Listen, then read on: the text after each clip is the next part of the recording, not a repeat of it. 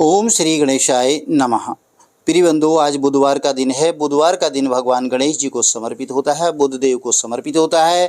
यदि आपकी कुंडली में बुध ग्रह की स्थिति ठीक नहीं है तो भी आप बुधवार का व्रत कर सकते हैं। घर में सर्व शांति और सभी सुखों की इच्छा रखने के लिए बुधवार का व्रत अवश्य करना चाहिए। इस व्रत में रात दिन में केवल एक बार ही भोजन किया जाता है और इस व्रत के समय हरी वस्तुओं का उपयोग करना बहुत ही श्रेष्ठ रहता है। आप भगवान गणेश जी को हरी दूर्वा, हरी मूंग समर्पित कर सकते हैं। व्रत के साथ साथ शंकर भगवान का पूजन करना चाहिए, माता पार्वती का भी पूजन करना चाहिए। पूरे शिव परिवार का पंचोपचार षोडशोपचार पूजन करें। साथ ही बुधवार की कथा सुन करके आरती के बाद प्रसाद लेकर के अपने घर को जाना चाहिए। बीच में कथा को छोड़ करके नहीं जाना चाहिए। चलिए कथा आरंभ करते हैं। बोलिए गणेश जी भगवान की जय, बुद्धदेव भगवान की जय। कथा के अनुसार एक समय एक व्यक्ति अपनी पत्नी को विदा करवाने के लिए अपनी ससुराल गया। वहां पर कुछ दिन रहने के बाद सास ससुर से विदा करने के लिए कहा, किंतु सबने मना कर दिया कि आज बुधवार का दिन है, आज के दिन गमन नहीं करते हैं। तो वह व्यक्ति किसी प्रकार नहीं माना और हठधर्मी करके बुधवार के दिन ही पत्नी को विदा कराकर अपने नगर को चल पड़ा।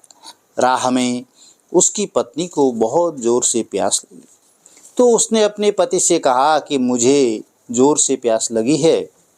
तब वह व्यक्ति लोटा लेकर के रथ से उतरकर जल लेने चला गया। जैसे ही वह व्यक्ति पानी लेकर के अपनी पत्नी के निकट आया तो वह यह देखकर आश्चर्य से चकित रह गया कि ठीक अपनी ही जैसी सूरत, वैसी ही वेशभूषा में एक व्यक्ति पत्नी के पास रथ में बैठा हुआ है।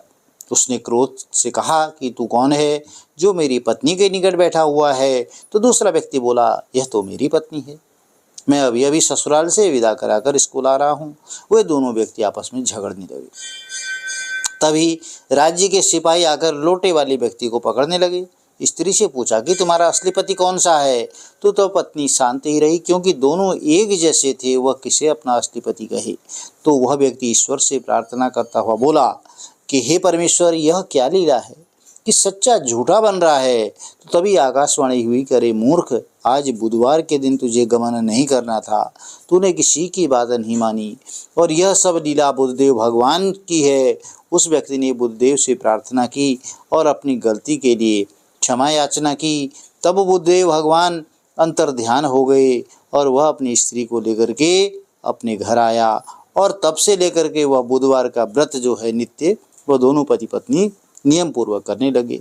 तो प्रिय बंधुओं, जो व्यक्ति इस कथा को श्रवण करता है, सुनाता है, उसको बुधवार के दिन यात्रा करने का कोई दोष नहीं लगता है और उसे सर्व प्रकार से सुखों की प्राप्ति होती है। घर में सुख, समृद्धि, बरकत उसे सदैव देखने को मिलती है। यह छोटी सी कथा यदि आपको अच्छी लगी तो चैनल को लाइक शेयर जरूर कीजिएगा। आज बुधवार का दिन है तो गणेश जी की कहानी भी श्रवण कर लेते हैं। बोले गणेश जी भगवान की जय। कथा के अनुसार एक बार एक बुढ़िया माई गणेश जी की रोज पूजा किया करती थी। तो रोज वह मिट्टी के गणेश जी बनाती और रोज गल जाती। तो एक बार उनके पड़ोस में मकान का काम चल रहा था, तो बुढ़िया माई कारीगर के पास जाकर के बोली, तो भाई मेरे लिए जो है पत्थर के गणेश जी गढ़ दो। तो कारीगर बोला, बुढ़िया माई, जितने में हम पत्थर का गणेश गढ़ेंगे तेरे लिए, उतनी देर में तो हम इस दीवार की चिनाई पूरी कर लेंगे। अब ऐसी बात सुनकर के बुढ़िया माई ने बोला, ठीक है, तुम्हारी दीवार टेढ़ी हो जाए। अब जब मिस्त्री जो है, कारीगर दिन भर काम करता रहा, उस दीवार को चुनाई करे, फिर दीवार टेढ़ी हो जाए, फिर ढहा दे, फिर चिनाई करे और फिर ढहा दे। ऐसा करते करते जो है शाम हो गई। शाम को जब सेठ जी आए तो सेठ जी ने बोला, आज कुछ काम नहीं किया है? तो कारीगर बोला, सेठ जी, एक बुढ़िया माई आई थी और उसने कहा कि मेरे लिए पत्थर का गणेश जी गढ़ दो, तो मैंने मना कर दिया। बोला, मैं तो दीवार की चिनाई कर रहा हूँ, अभी समय नहीं है।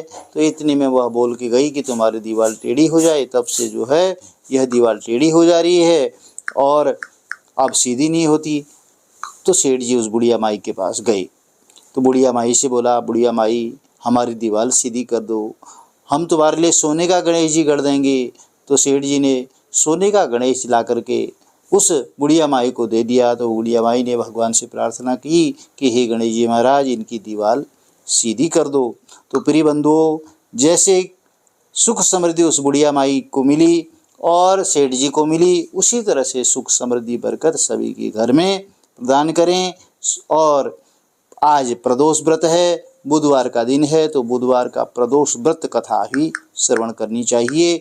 और प्रदोष व्रत कथा सायंकाल आप जो है इन पवित्र स्थानों पर दीपदान भी जरूर करें। जो पवित्र पौधे हैं, तुलसी का पौधा है, बेल का है, बरगद का है, पीपल की जड़ में प्रदोष काल के समय दीपदान जरूर करें भगवान देवादिदेव महादेव की चौखट पर, तो आपके मनोरथ जरूर पूर्ण करेंगे।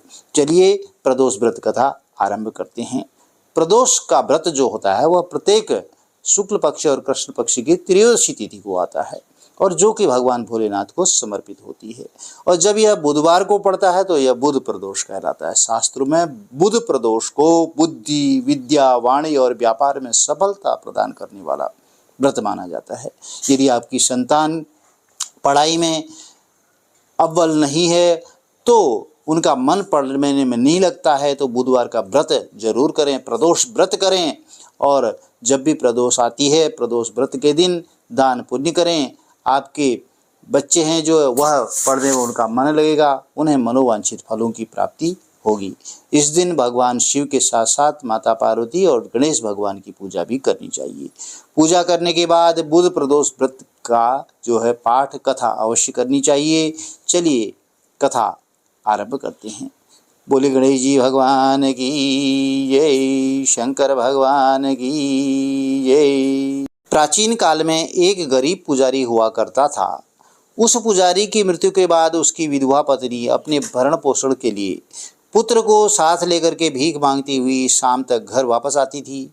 एक दिन उसकी मुलाकात विदर्भ देश के राजकुमार से हुई, जो कि अपने पिता की मृत्यु के बाद दर दर भटकने लगा था।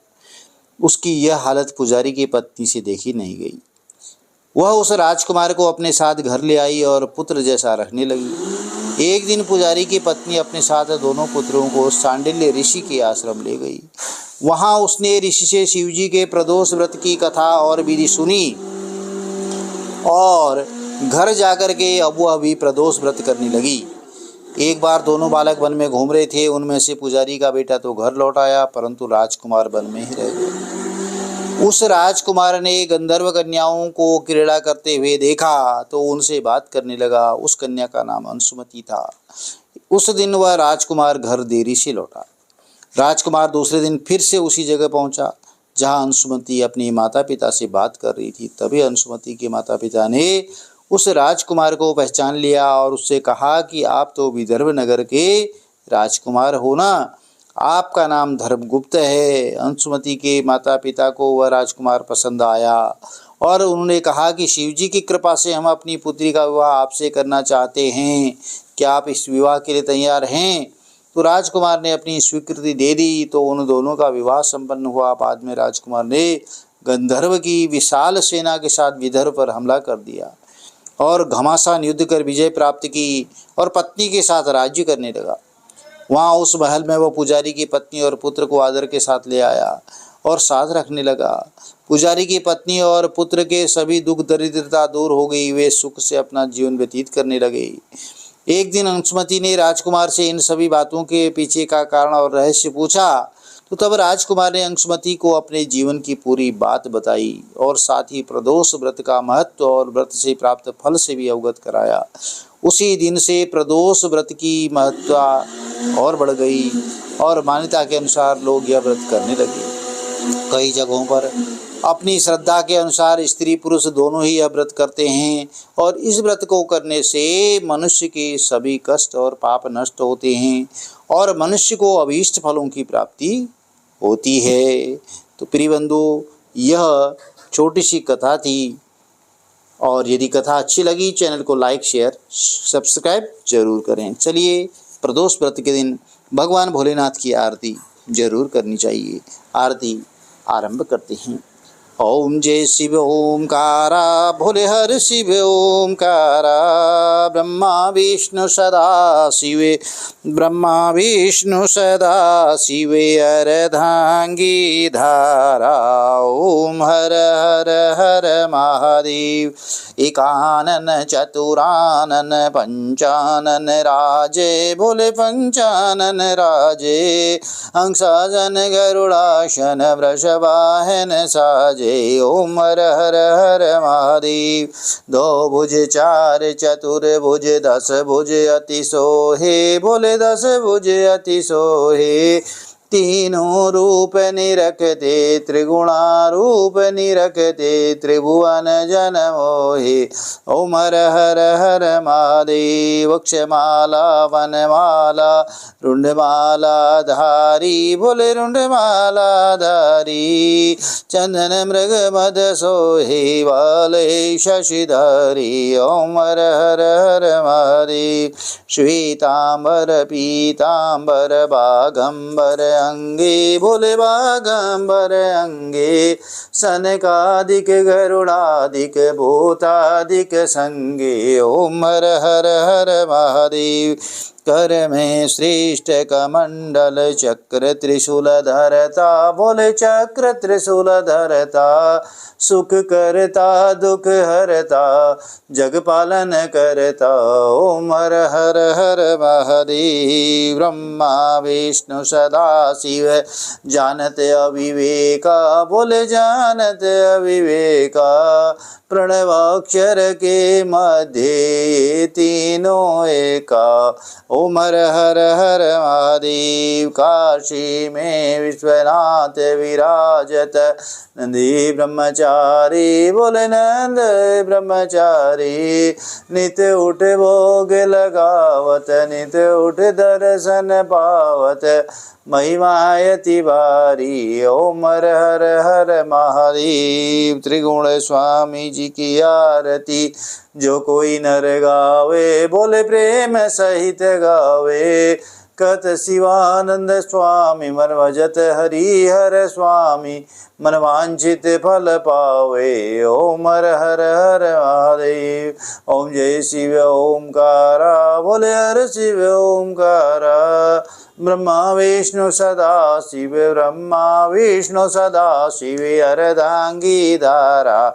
ओम हर हर हर महादेव। प्रिय बंधु, यदि कथा अच्छी लगी चैनल को लाइक शेयर जरूर कीजिएगा। भगवान भोलेनाथ गणेश जी महाराज आप सबकी मनोकामनाएं पूर्ण करें। आज की कथा में आपने प्रदोष व्रत कथा, बुधवार व्रत कथा और गणेश जी की कहानी सुनी। आपका बहुत बहुत आभार। हरे कृष्ण, राधे राधे।